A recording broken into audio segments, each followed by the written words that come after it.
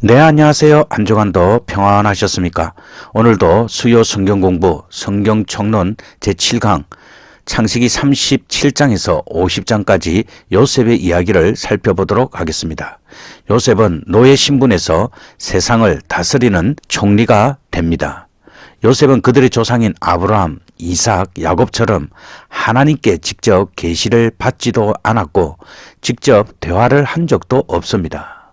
그러나 하나님은 요셉의 생애에 공개적으로 혹은 직접적으로 개입하시지 않고 다만 배후에서 역사하시는 분으로만 묘사됩니다. 그러나 요셉은 하나님께서 그와 함께 하심을 의식하고 또한 모든 역사를 하나님이 주관하고 계심을 증거합니다. 1. 꿈꾸는 요셉 창세기 37장과 38장 창세기 37장 2절에서는 야곱의 양력을 소개하면서 요셉의 어린 시절을 소개하고 있습니다. 그리고 요셉의 두 가지 꿈을 통해서 앞으로 그에게 일어날 운명을 예고하고 있습니다. 그 꿈은 요셉의 형들이 요셉을 죽이고자 했던 빌미를 제공하게 됩니다. 그리고 요셉의 이야기 중간에 유다의 수치스러운 가정사를 기록하고 있습니다. 첫째, 형들의 시기와 엄해 요셉의 이야기를 소개하는 이유는 야곱이 어떻게 애굽에 내려가게 되었으며 그가 죽은 후에 어떻게 다시 가나안 땅에 그들의 조상들의 묘실에 장사되었는지를 설명하기 위함입니다. 하나님께서는 아브라함에게 그의 후손들이 이방에 객이되어 종살이할 것을 말씀하셨습니다. 바로 그 내용이 창세기 15장에 나와 있습니다. 창세기 15장은 아브라함의 일생에 있어서 매우 중요한 부분을 기록하고 있습니다. 그 자손이 하늘의 별과 같이 셀 수 없는 무리를 이루게 된다는 하나님의 약속을 듣고 아브라함이 여호와를 믿으니 이것을 그의 의로 여기시고 라고 6절에서 말씀하고 있습니다. 아브라함을 의롭게 여기시는 하나님의 은혜와 이 은혜에 입각하여 아브라함과 언약을 체결하시는 하나님의 은총이 소개됩니다.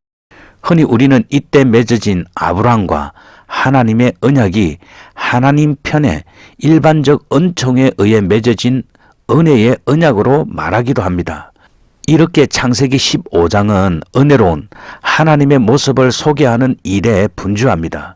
그런데 이 은혜로운 언약의 한가운데 장차 아브라함의 후손이 이방에서 객이 되어 400년간을 그들을 섬기게 될 것을 갑작스럽게 선언하는 내용이 등장합니다.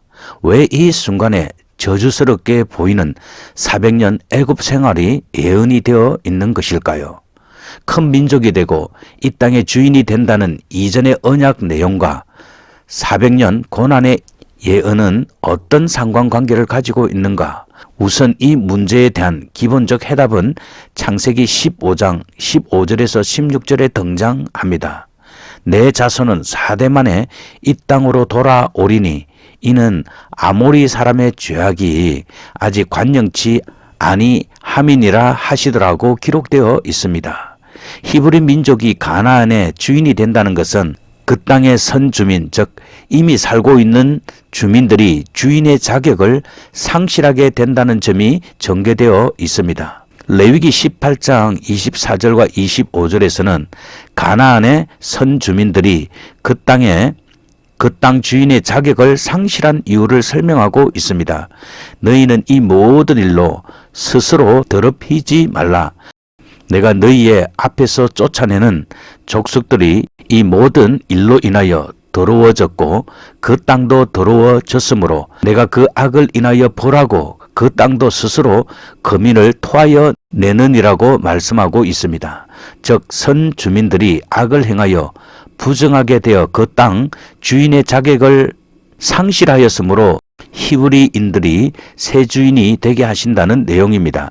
이 부분을 창세기 15장 15절에서 16절과 연결해 보면 아브라함의 시기에는 아직 아모리 족속을 비롯한 가나안 땅의 선주민들의 죄가 심각하지 않았으므로 히브리인들이 그 땅의 주인이 될 수 없었습니다. 그래서 하나님은 400년간 그들을 이방의 객이 되게 하시고 때가 차면 그 땅을 그들에게 주신다는 것이 그 내용입니다. 이렇게 보면 이 400년 애굽 생활의 예언은 히브리인의 가나안 차지에 대한 구체성과 역사성을 말하는 부분이기도 합니다. 다음으로는 내 자손이 이방에 객이 되어 그를 섬기겠고 그들은 400년 동안 내 자손을 괴롭게 하리니 라는 예언 내용입니다. 이것은 히브리인들이 결코 애굽에 동화되거나 귀화되어서는 안 된다는 점을 상기시키는 내용입니다. 귀화를 거절하고 고유의 전통과 신앙을 고수했기 때문에 그들은 이방인들로 인하여 학대를 당하고 고통으로 신음하였습니다. 그 내용이 바로 출애굽기 3장 7절에서 9절에 나와 있습니다. 이것은 하나님의 백성의 존재 양식을 나타내는 것입니다. 이방 사회와의 동화를 통해서 쉽게 적응하고 기화를 통해서 정치적 안정을 도모하기보다는 모든 불이익과 고난을 감수하면서라도 객으로 지내면서 그 정체성을 지켜야 한다는 것입니다. 우리는 나그네와 행인의 신분으로 이 세상을 살아갈 뿐 세상에 동화되어 그 가치를 탐하고 즐기는 신분이 아님을 말하고 있으며 그리스도인은 모든 것을 버리고 그리스도인 된 자기 정체성을 지키는 것을 가장 큰 영광으로 여기는 사람이 되어야 함을 가르쳐주고 있습니다. 결국 이 언약의 체결의 과정에 갑자기 등장하는 400년 이방의 객이 되는 예언은 아브라함의 후손이 400년 후에야 이 땅의 주인이 되게 됨을 말하고 실제적 이유를 밝힘과 동시에 그들에 대한 경고와 격려의 의미를 동시에 지니고 있습니다. 하나님은 역사의 주인이십니다. 그는 죄악으로 가득 찬 역사는 반드시 벌하십니다.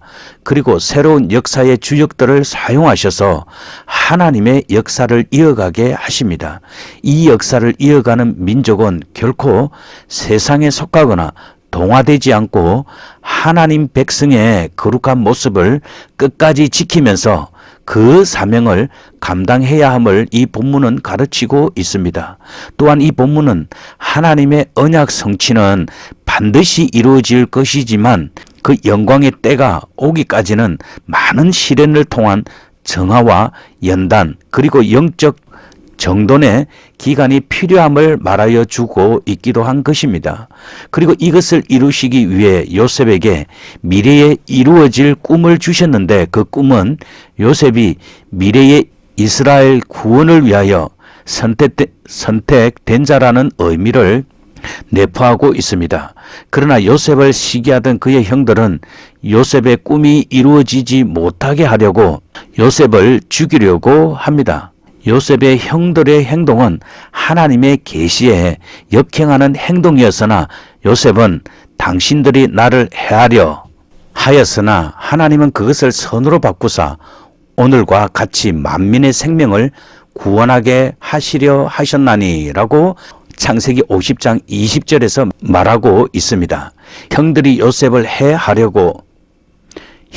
요셉을 해하려 하고 그를 애굽의 종으로 판 것은 분명히 큰 죄악이었습니다. 사람이 선과 악을 분명히 분간하고 판단하는 것은 필요합니다.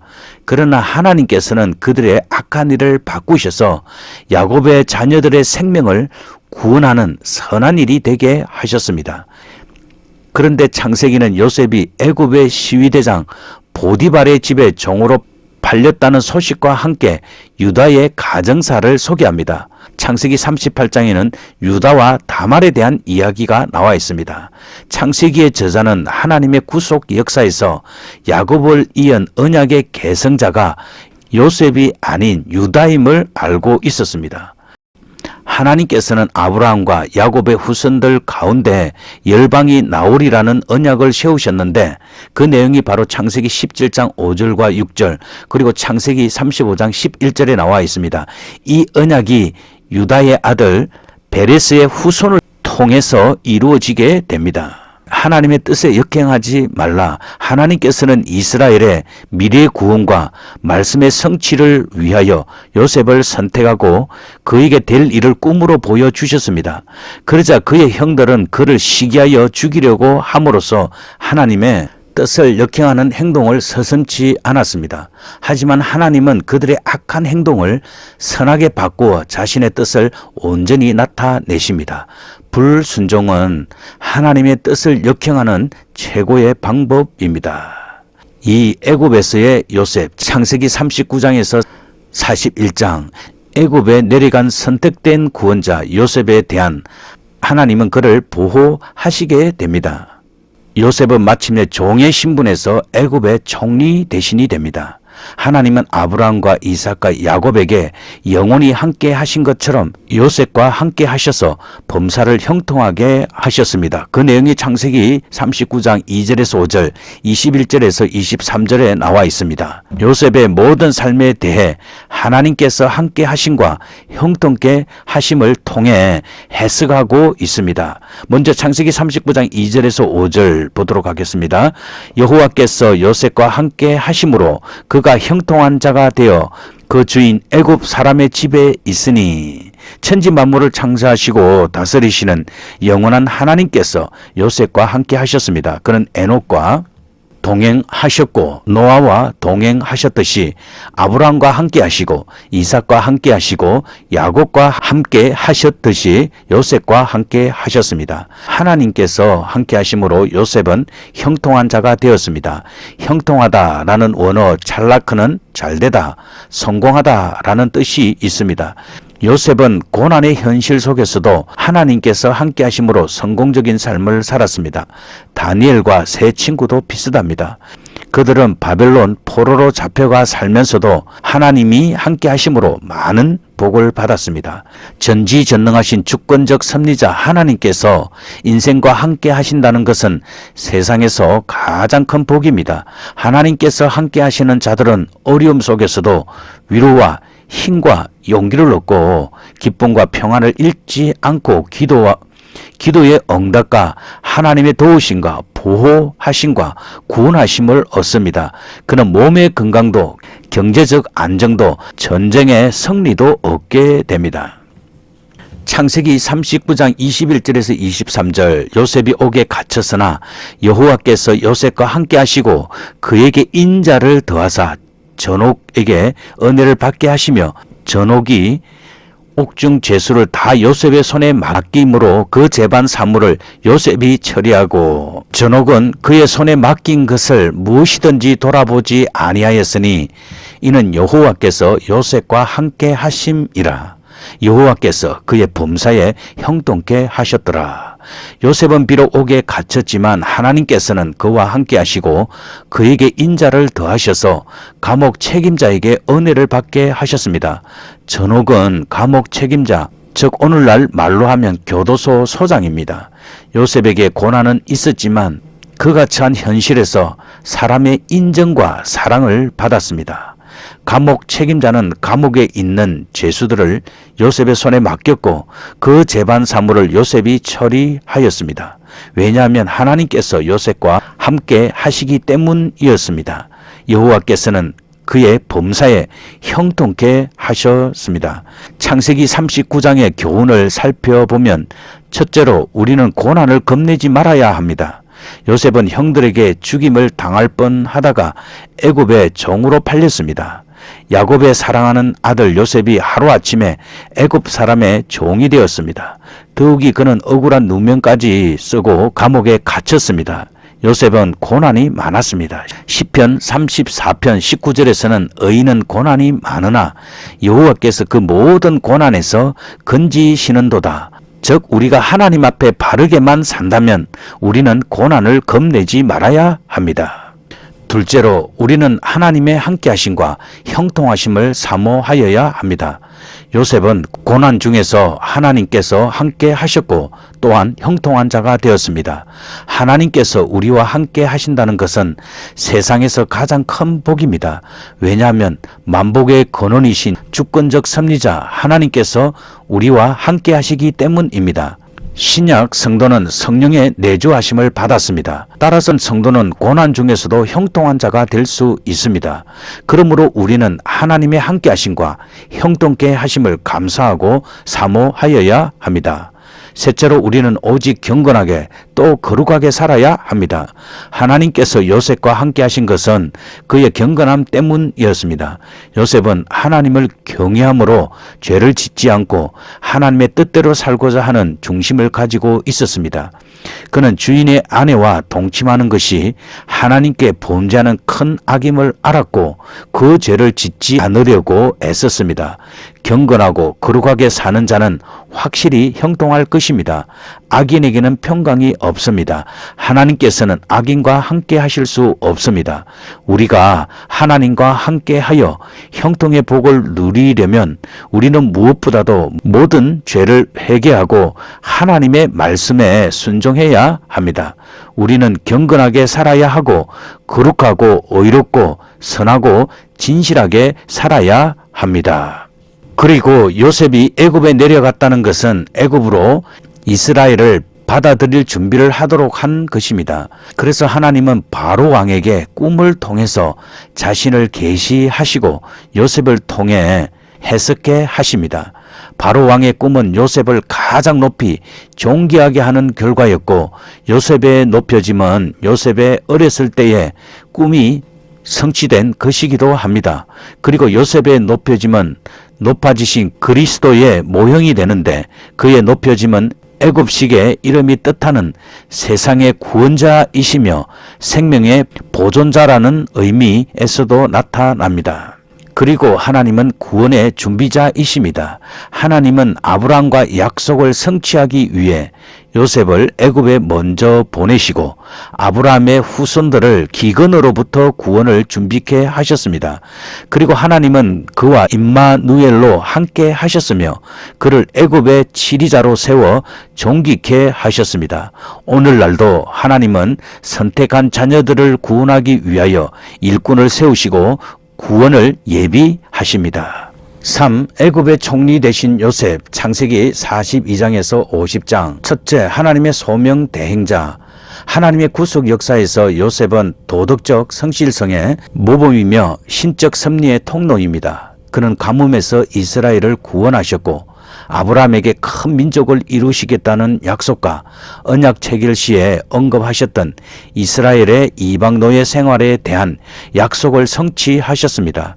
그리고는 야곱의 아들 유다에게 메시아의 약속 혹은 여자의 후손 또는 아브라함의 참씨 즉 후사가 끊이지 아니할 것을 약속하셨고 그것을 성취하셨습니다.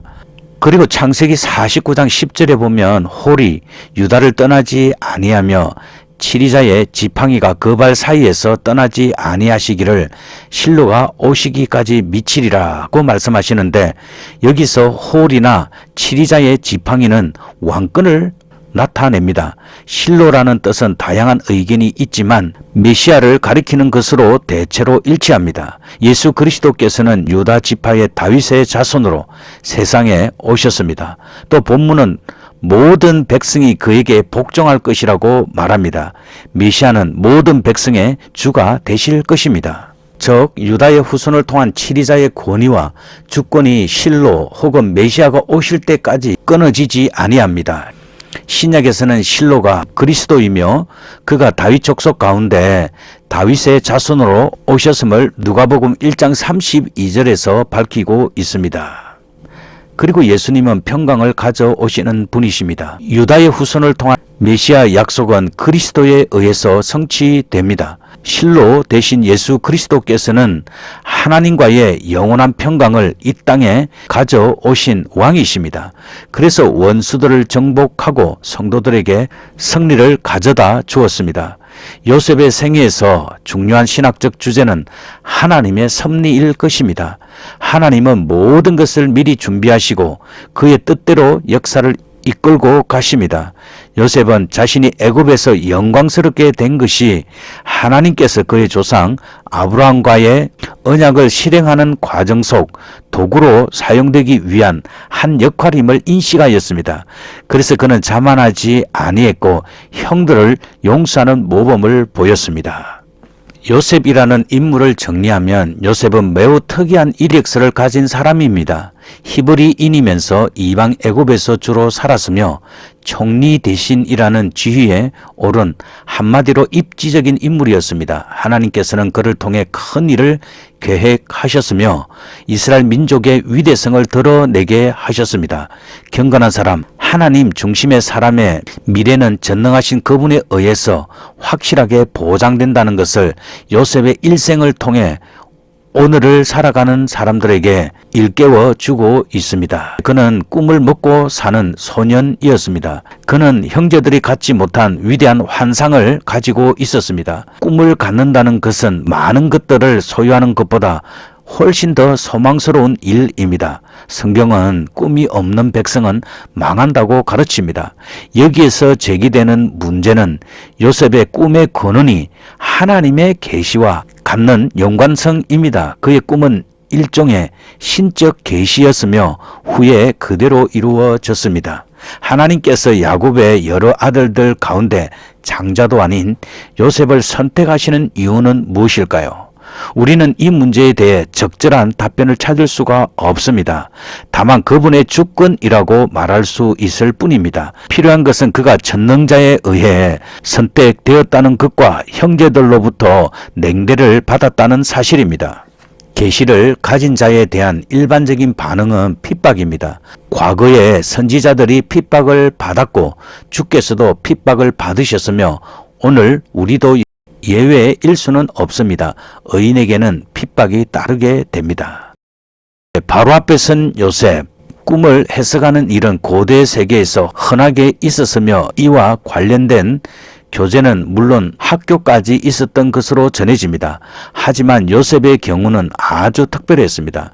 그는 전통적인 양식에 의해 꿈을 해석하는 사람들과는 전적으로 구별되었습니다. 하나님께서 그에게 특별한 능력을 주셨던 것입니다. 꿈은 하나님의 계시와 관련이 있습니다. 사람들이 꾸는 모든 꿈이 그런 것이 아니지만 그분이 자신의 뜻을 선지자들에게 알리시는 방법으로 꿈을 이용하신 예들이 종종 있었습니다. 요셉이 꿈 해석을 정확하게 했던 것은 꿈이 하나님이 주시는 계시의 방편이었기 때문이었습니다. 바로의 꿈은 하나님의 계시였으므로 요셉만이 해석할 수 있었고 이 일로 인하여 그는 총리 대신이라는 최고의 지위에 오르게 되었습니다. 요셉 한 사람으로 인하여 7여 년에 걸친 세계의 기근 문제가 무난히 해결되었습니다. 우리는 요셉의 꿈 해석을 통해 문제를 해결할 수 있는 사람은 학문이나 지식이 많은 사람이 아니라 하나님의 뜻을 알고 확실히 따르는 경건한 자임을 알 수 있습니다. 그리고 그는 가족과 재회하였습니다. 하나님의 오묘한 섭리 가운데 요셉이 먼저 애굽에 가서 자리를 잡게 되었습니다. 시편 105편 16절과 20절에 보면 그가 또 기근을 불러 그 땅에 임하게 하여 그 의뢰하는 양식을 다 끊으셨도다. 한 사람을, 여기 한 사람이 바로 요셉입니다. 앞서 보내시며 요셉이 정오로 팔렸도다. 그 발이 착고에 상하여 그 몸이 쇠사슬에 매였으니 여호와의 말씀이 응할 때까지라. 그 말씀이 저를 단련하였도다.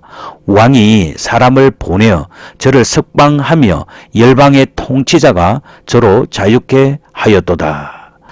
하나님께서는 가나안과 그 주위의 땅들에 극심한 기근을 주셨습니다. 그는 이때를 대비하여 한 사람을 앞서 보내셨는데 그 사람이 바로 요셉이었습니다. 그는 형들의 미움으로 이스마엘 상인들에게 종으로 팔려갔지만 하나님께서 그 가족들의 생명을 구원하시려고 그를 먼저 보내신 것이었습니다. 그러나 요셉은 종이 되었고 또 그가 팔린 집주인의 아내에게 모함을 받아 감옥에 갇히기까지 하였습니다. 모든 일은 하나님의 정하신 때가 있습니다. 요셉의 종살이와 옥살이는 하나님의 말씀이 응할 때까지이었습니다. 젊었을 때 그에게 주셨던 꿈이 다 이루어질 때까지 요셉은 고난의 여정을 가야 했습니다. 그것은 하나님께서 주신 연단의 기간이었습니다. 마침내 때가 되었을 때 애굽 왕 바로는 사람을 보내어 그를 석방하였고 그를 자유케 하였습니다. 역사를 주관하시는 그분이 자신의 뜻을 이루고자 이와 같이 행하셨던 것입니다. 사람이 생각하기에는 형제들 간의 불화로 요셉이 애굽으로 간 것처럼 보여집니다. 그는 자의에 의해서가 아니라 타의에 의해 애굽에서 나그네가 되었으므로 이렇게 보는 것이 당연하겠지만, 그러나 하나님의 궁극적인 목표가 가족과의 재회, 즉 다시 만남을 통해서 서서히 드러납니다. 아브라함에게 이미 말씀하신 대로 히브리 민족을 애굽에 이주시키려는 일을 이루신 것입니다. 그리고 요셉의 일가는 애굽으로 이주하게 됩니다. 아브라함에게 이미 말씀하신 대로 히브리 민족을 애굽에 이주시키려는 일을 이루시려는 것입니다. 그들은 언약의 땅을 차지하기 전에 애굽에서 400년 동안 종살이를 하도록 운명지어져 있었습니다. 이 일은 하나님께서 정하셨으며 때가 오매 요셉을 먼저 보내사 길을 닫게 하신 것입니다. 야곱과 그 모든 가족은 요셉의 초청으로 애굽에 이주했으며 특별히 대우를 받아서 자신들의 정착지를 일구게 되었습니다. 그리고 마지막으로는 요셉이 그 형제들을 용서하는 내용이 창세기 50장 15절에서 21절에 나와 있습니다. 이것은 창세기에서 가장 아름다운 내용 중 하나이기도 합니다. 인간적인 관점에서 본다면 요셉은 형제들에게 충분히 복수할 수 있었습니다. 하지만 그는 오히려 인애로 대하였습니다. 그는 모든 것이 하나님의 역사로 이루어졌음을 믿었기에 형제들에게 책임을 돌리지 않았던 것입니다. 창세기 15장 19절에서 21절, 요셉이 그들에게, 즉 그 형들에게 이르되 두려워 마소서. 내가 하나님을 대신하리이까. 당신들은 나를 해하려 하였으나 하나님은 그것을 선으로 바꾸사 오늘날과 같이 만민의 생명을 구원하게 하시려 하셨나니 당신들은 두려워 마소서. 내가 당신들과 당신들의 자녀를 기르리이다 하고 그들을 간곡한 말로 위로하였더라. 요셉은 두려워 마소서, 내가 하나님을 대신하리이까 라고 말했습니다. 사람을 선악간에 판단하시고 보응하실 이는 오직 하나님이십니다. 심판과 보응은 하나님의 소관이며 하나님의 일입니다. 로마서 12장 19절에서는 너희가 친히 원수를 갚지 말고 진노하심에 맡기라 라고 말씀하고 있습니다. 하나님께서는 그들의 악한 일을 바꾸셔서 야곱의 자녀들의 생명을 구원하는 선한 일이 되게 하셨습니다. 또 요셉은 당신들은 두려워 마소서, 내가 당신들과 당신들의 자녀를 기르리이다 라고 말하였습니다. 요셉은 그 후에 54년간이나 애굽에 살면서 형제들과 그 자손들에게 많은 도움을 주었음이 분명합니다. 또한 요셉은 형들을 간곡한 말로 위로했다고 말씀하고 있습니다. 요셉의 신앙이 주는 교훈, 요셉은 그가 꿈꾼 대로 모든 것이 이루어졌으며 참으로 커다란 신앙의 발자국을 남기게 되었습니다. 하나님을 중심에 모시고 사는 사람들은 언제 어디에 있든지 그분의 후원으로 형통한 삶을 살 수 있습니다. 오늘날 우리의 세계 문제를 해결할 지혜자가 나오지 못하는 것은 지식은 많아도 요셉처럼 경건한 사람이 적거나 거의 없기 때문입니다. 네, 오늘도 성경 공부하느라 수고 많이 하셨습니다. 오늘은 요셉의 삶을 우리가 살펴보았습니다. 요셉은 아브라함과 이삭과 야곱을 이어 하나님께서 그와 함께 하심을 통하여서 역사를 하나님이 주관하고 계심을 증거한 인물입니다. 그는 어렸을 때부터 꿈을 꾸는 자들이었습니다. 그러나 그 꿈 때문에 요셉은 그 형들에게 죽을 수 있는 운명에 처하게 됩니다. 그러나 하나님께서는 요셉을 애굽으로 보내시게 됩니다. 그는 애굽에 종으로 팔려갔지만 하나님께서 함께 하셔서 범사를 형통케 하였습니다. 그리고 그는 마침내 감옥에까지 갇히게 되었으나 하나님께서는 그곳에서도 함께 하셔서 바로의 꿈을 해석케 하심으로 요셉은 그 꿈을 해석하여 애굽의 총리가 되어서 온 세상을 기근으로부터 구원하게 되었습니다. 그리고 이 기근 때문에 야곱의 가정은 애굽으로 이주하여서 살게 되었습니다. 그것은 바로 하나님께서 아브라함에게 하셨던 약속을 성취하기 위한 하나님의 섭리 가운데 이루어진 것입니다. 그리고 요셉은 그 형들이 아버지가 죽은 후 요셉에게 찾아와 용서를 구했을 때 요셉은 참 마음으로 용서하고 오히려 그 형들을 보호하고 그 자녀들까지 지키는 약속을 하게 됩니다. 우리는 요셉의 이야기에서 하나님은 주권적인 섭리자이시고 하나님이 함께하는 사람을 통하여서 이 땅의 문제들을 해결하게 하시며 또 한 사람을 통하여서 하나님의 놀라운 구원의 섭리를 베푸시는 것을 우리는 알 수 있습니다. 우리도 이 세상을 살아가면서 많은 고난과 역경들이 있습니다. 그러나 하나님께서 우리와 함께 하심을 통하여서 그 고난과 어려운 가운데서도 형통한 자가 되어 하나님의 영광을 나타낼 수 있는 삶이 되어야 합니다. 네, 이제 기도하도록 하겠습니다. 살아계신 하나님 아버지 감사합니다. 오늘 요셉의 이야기는 우리에게 너무나 큰 감동을 주고 또 은혜를 주고 이 이야기를 읽을 때마다 역사를 주관하시고 섭리하시는 하나님의 손에 우리의 인생을 맡길 수 있습니다. 하나님, 우리와 함께 하시는 것이 우리에게는 가장 큰 복임을 우리가 다시 한번 깨닫게 됩니다. 하나님 아버지, 우리에게는 여전히 예수 그리스도와 함께 살아가지만 우리의 삶 속에 어려움이 있습니다. 하나님, 이 어려움 가운데서 하나님의 섭리와 하나님의 위로와 하나님께서 주시는 용기와 기쁨과 평안을 더욱 누릴 수 있도록 주님께서 도와주시고 우리가 기도의 응답과 하나님의 보호하신 가운데 날마다 구원을 체험하는 복되고 귀한 삶이 될 수 있도록 우리 하나님께서 도와주시옵소서. 우리가 간절히 기도하고 있는 여러 가지 삶의 문제들을 주님께서 들어주시고 주님의 때에 아름답게 하나님께서 응답하시는 은혜의 역사가 나타날 수 있도록 주께서 도와주시옵소서. 감사드리며 예수님의 귀하신 이름으로 기도드립니다. 아멘. 예, 이제 평안한 오후 시간 되십시오. 또 다음 주에 뵙겠습니다. 샬롬.